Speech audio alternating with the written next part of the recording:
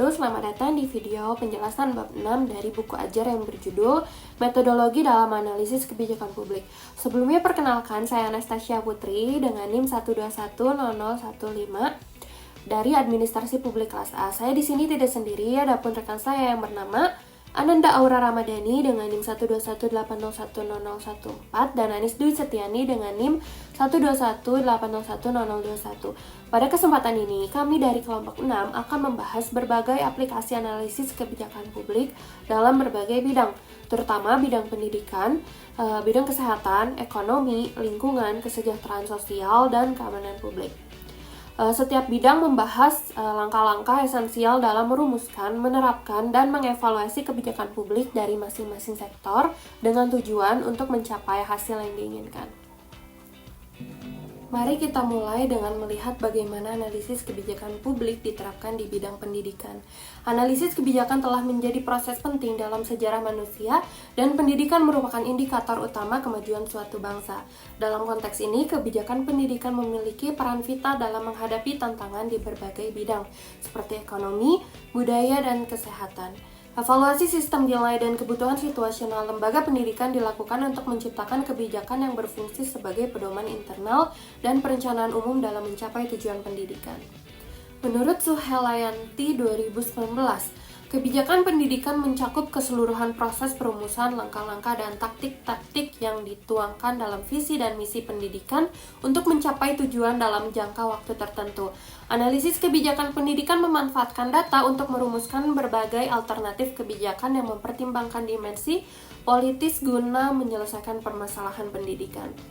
Di Indonesia, banyak kebijakan yang mengatur bidang pendidikan, memberi ruang bagi para pemangku kepentingan untuk berinovasi dan menciptakan sistem pendidikan yang sejalan dengan cita-cita nasional. Namun, terdapat beberapa tantangan dalam kebijakan publik di sektor pendidikan, seperti kurangnya konsistensi dan keberlanjutan kebijakan yang dapat membingungkan masyarakat dan menghambat kemajuan, masalah pendanaan yang tidak memadai, kurangnya koordinasi antara pemerintah pusat dan daerah, birokrasi yang lambat, serta ketidaksinkronan antar instansi juga menjadi kendala utama.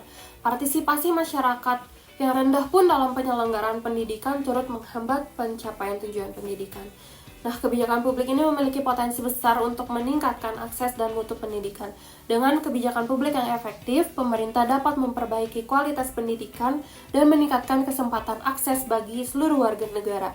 Sebaliknya, kebijakan pendidikan yang baik dapat memberikan dampak positif pada berbagai sektor kebijakan publik seperti ekonomi, kesehatan, dan lingkungan. Memperkuat juga tujuan pembangunan yang lebih luas.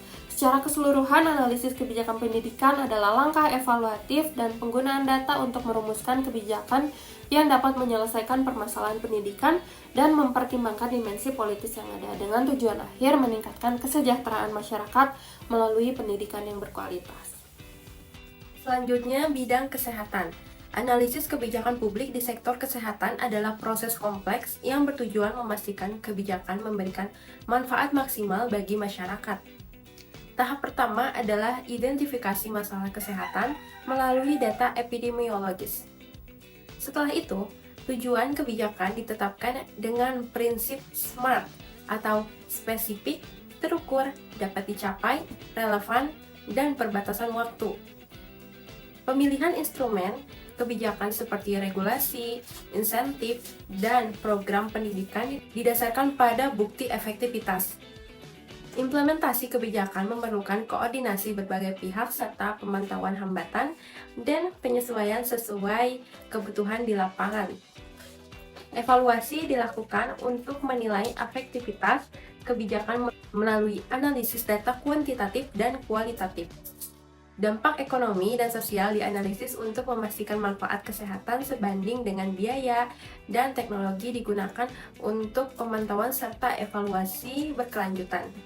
Partisipasi publik dan keterlibatan stakeholder penting untuk memastikan kebijakan sesuai dengan kebutuhan lokal. Kebijakan harus adil dan merata dalam menyediakan akses layanan kesehatan, khususnya bagi kelompok rentan. Pemantauan dan penyesuaian berkelanjutan diperlukan agar kebijakan tetap relevan dan efektif. Pendekatan ini membantu merancang kebijakan yang efektif, efisien, dan adil untuk meningkatkan kesehatan dan kesejahteraan masyarakat. Selanjutnya ada bidang ekonomi. Analisis kebijakan publik dalam sektor ekonomi adalah alat penting untuk merancang dan mengimplementasikan kebijakan guna meningkatkan kesejahteraan masyarakat dan mendorong pertumbuhan ekonomi berkelanjutan. Proses ini dimulai dengan perumusan kebijakan, di mana masalah ekonomi diidentifikasi dan berbagai alternatif solusi dirancang menggunakan metode seperti analisis biaya manfaat dan analisis dampak ekonomi. Pada tahap implementasi, kebijakan yang dipilih harus dijalankan sesuai rencana dan dievaluasi terus-menerus untuk memastikan tujuan tercapai dan hambatan diatasi. Evaluasi kebijakan kemudian dilakukan untuk menilai dampaknya terhadap indikator ekonomi seperti pengangguran, inflasi, dan pertumbuhan PDB. Selain aspek ekonomi, faktor politik, sosial, dan lingkungan juga diperhitungkan untuk memastikan kebijakan dapat diimplementasikan dengan sukses. Secara keseluruhan, analisis kebijakan publik membantu pemerintahan membuat keputusan berbasis bukti yang mendukung pembangunan ekonomi inklusif dan berkelanjutan. Materi selanjutnya yaitu kebijakan lingkungan. Kebijakan lingkungan hidup harus dikelola dengan baik, berpegang pada nilai-nilai keadilan, keberlanjutan, dan akuntabilitas. Hanjaya et al. 2023 menyebutkan bahwa kebijakan publik di bidang lingkungan memegang peranan penting dalam menjaga keseimbangan ekosistem dan kualitas hidup manusia. Kebanyakan kebijakan pengelolaan lingkungan ini berfokus pada perlindungan lingkungan, pengelolaan sumber daya alam, serta pencegahan pencemaran dan kerusakan lingkungan.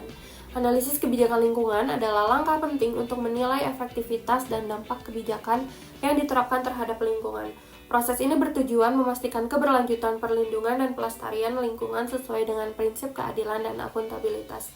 Kebijakan lingkungan dibuat agar masyarakat dapat menjaga keberlanjutan lingkungan, memastikan pembangunan berkelanjutan, dan mendukung kesehatan manusia, keberlanjutan ekonomi, serta kelestarian sumber daya alam.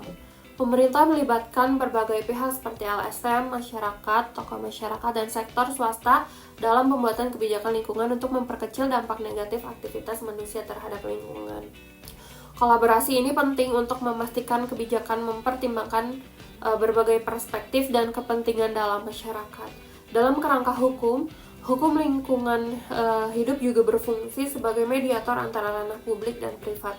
Hukum lingkungan publik berkaitan dengan penegakan hukum di berbagai bidang seperti hukum pidana, hukum tata negara, hukum internasional, hukum perpajakan, hukum pertanian, hukum Islam, dan hukum perdata. Hukum lingkungan mencakup tindakan pidana yang memberikan hukuman bagi pelanggaran lingkungan hidup. Peraturan perundang-undangan lingkungan hidup mirip dengan hukum pidana, memberikan sanksi terhadap perbuatan yang menyebabkan pencemaran atau kerusakan lingkungan. Jika tindakan tersebut memenuhi persyaratan dalam peraturan, tindakan tersebut dapat dianggap pelanggar hukum berdasarkan undang-undang lingkungan hidup yang relevan. Hukum perdata menangani hal-hal seperti kompensasi kerusakan properti, hukuman pidana karena melanggar undang-undang lingkungan hidup, dan prosedur penyelesaian sengketa alternatif jika litigasi gagal. Secara keseluruhan, kebijakan lingkungan bertujuan menjaga dan meningkatkan keseimbangan ekosistem serta kualitas hidup manusia melalui evaluasi efektivitas dan dampak kebijakan. Kerjasama antara pemerintah dan berbagai pihak dalam masyarakat sangat penting untuk mencapai tujuan ini dan memastikan pembangunan yang berkelanjutan. Kesejahteraan sosial. Contoh aplikasi kebijakan publik di bidang kesejahteraan sosial ini menggambarkan pentingnya peran kebijakan publik dalam mengarahkan pembangunan suatu negara. Kesejahteraan sosial dianggap sebagai kompas yang mendorong upaya pemerintah untuk meningkatkan kualitas hidup masyarakat dengan cara mengurangi kemiskinan, meningkatkan akses terhadap layanan sosial dasar, dan memastikan kesetaraan. Analisis kebijakan publik dalam bidang kesejahteraan sosial diperlukan untuk mengoptimalkan efisiensi dan juga efektivitas program-program yang dilaksanakan. Ini mencakup pemahaman yang dalam tentang terhadap konteks kebijakan, tujuan yang ingin dicapai, strategi yang digunakan, serta konsekuensi yang mungkin terjadi. Kebijakan sosial sendiri merupakan respon pemerintah terhadap berbagai masalah dan kesulitan yang dihadapi masyarakat, baik sebagai tindakan preventif maupun penanggulangan terhadap masalah yang sudah ada. Tujuannya adalah untuk mengembangkan dukungan sosial, memulihkan kondisi sosial, dan mempromosikan inisiatif kesejahteraan.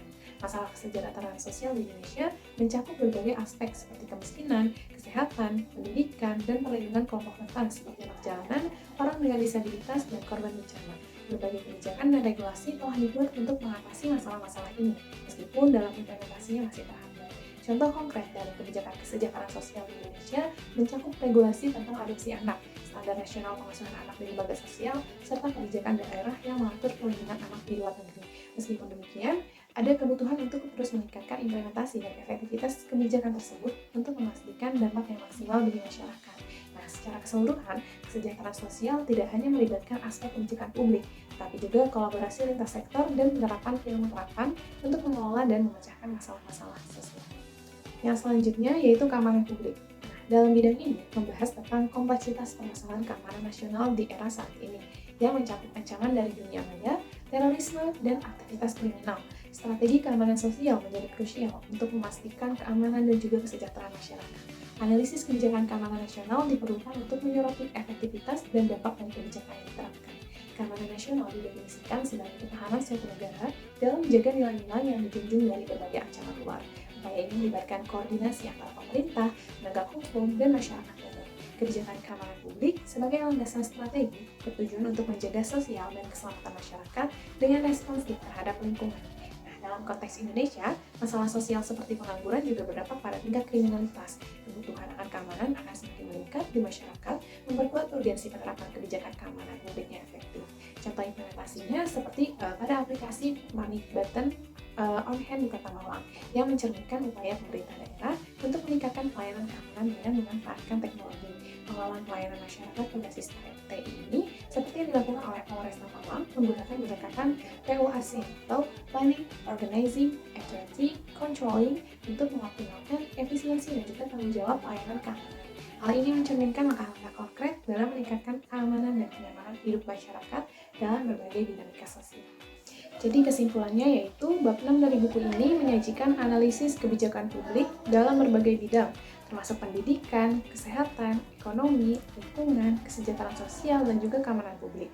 Dalam masing-masing bidang ini, analisis kebijakan menjadi alat krusial dalam merumuskan, mengimplementasikan, dan mengevaluasi kebijakan yang efektif dan berkelanjutan.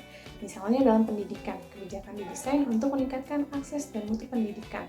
Sementara dalam kesehatan, fokusnya adalah pada upaya pencegahan penyakit dan peningkatan akses layanan kesehatan. Begitu pula dalam sektor ekonomi, lingkungan, kesejahteraan sosial, dan juga keamanan publik, di mana analisis kebijakan memainkan peran penting dalam mengarahkan pembangunan yang inklusif dan berkelanjutan. Audio Jungle.